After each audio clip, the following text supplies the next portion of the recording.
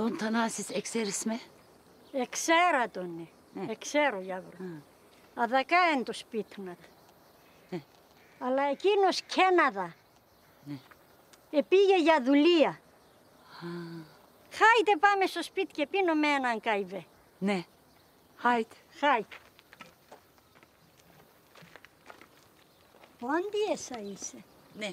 Από ποιο μέρος του πόντου είσαι? Τρεπών.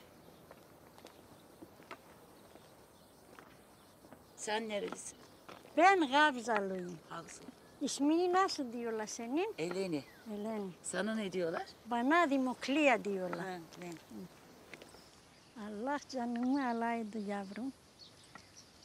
Da o kiraz ağacının altına gömeydiler beni.